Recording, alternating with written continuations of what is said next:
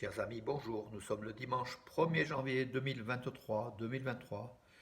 Bonne année. Shnoravor Nordari, Yev Sultsunut, donc la nativité arménienne qui est le 6 janvier, donc qui n'est pas notre Noël à nous, c'est le 6 janvier, donc de l'Église apostolique arménienne.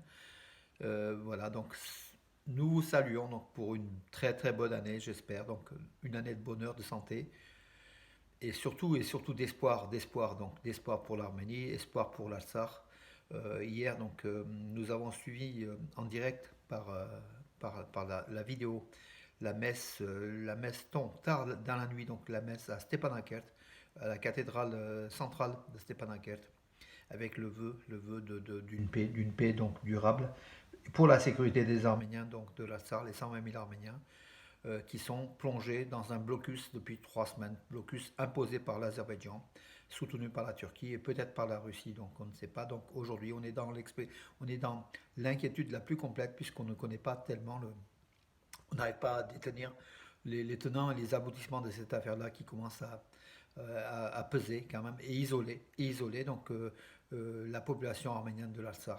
Espérons que l'année nouvelle puisse porter donc l'espoir d'une paix et puis d'ouverture donc de cette route du corridor de la Chine qui puisse permettre aux 120 000 civils de vivre de façon normale en liaison avec l'Arménie et le monde extérieur.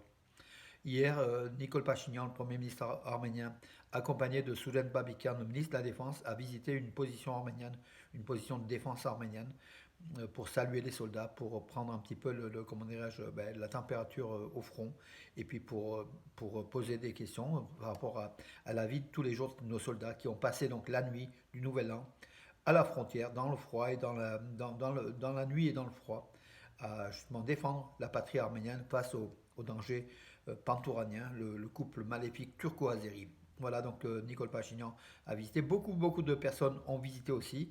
Le Catholicos Karekin de Dechmiadzin a aussi visité une base militaire arménienne.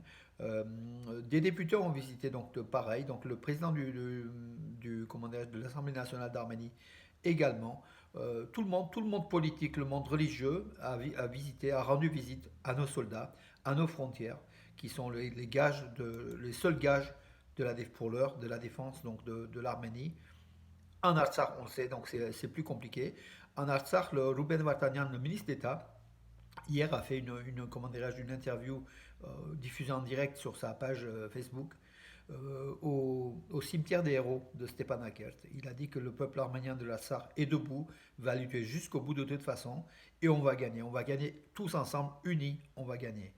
Voilà donc les messages d'union et d'unité autour du peuple arménien qui souffre encore en ce début d'année 2023, espérant que 2023 soit meilleur que 2022 pour l'Arménie. Le seul élément positif de l'Arménie pour 2022, c'est l'économie, hein, ce boom économique qui a fait que le PIB a augmenté enfin, oui, la croissance économique a été portée à peu près à 14%. Donc on verra les chiffres précis dans quelques jours, mais c'est un très très très bon élément. C'est pratiquement le seul bon élément de l'année. Si, nos sportifs aussi qui ont remporté de nombreux prix. Il y a une cérémonie de remise des prix des 10 meilleurs athlètes d'Arménie qui a été réalisée par Nicole Pachinian donc, et le président arménien donc, à la résidence présidentielle à Yerevan. Donc ils ont reçu, c'est plutôt, non, Nicole Pachinian n'était pas, excusez-moi. Donc c'est le président de l'Arménie qui a remis donc ces prix.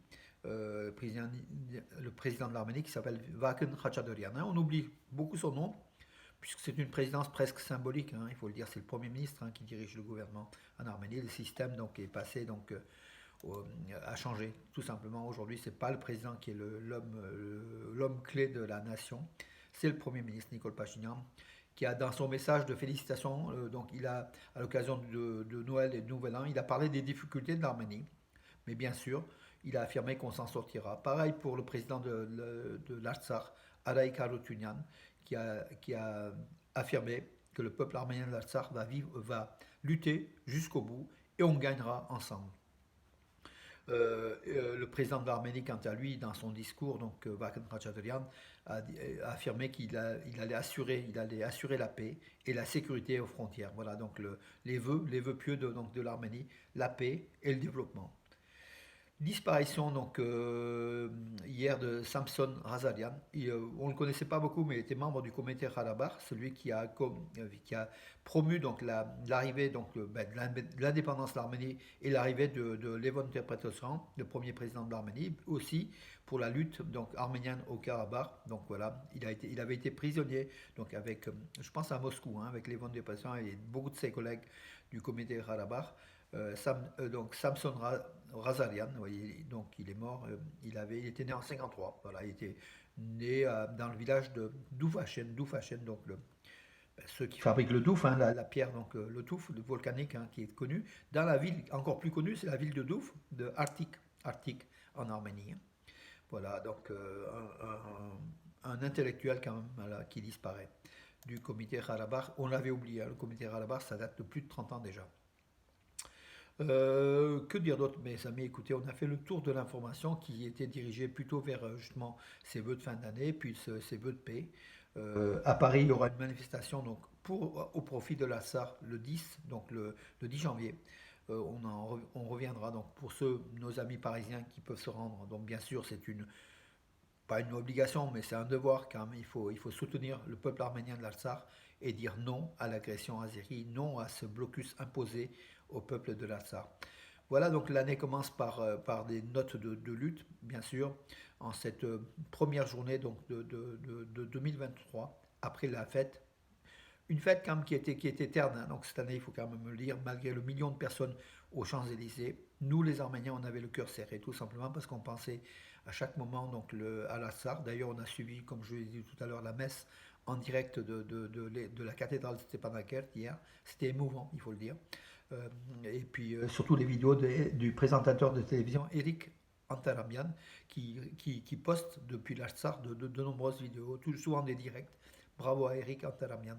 Voilà, mes amis, donc pour vous dire, donc premier jour de l'année, pensons à l'Arménie, pensons à l'Artsar, prenez soin de vous, bonne santé, bonheur, et puis soutien à l'Arménie, tout simplement. Bonne journée et à demain, mes amis.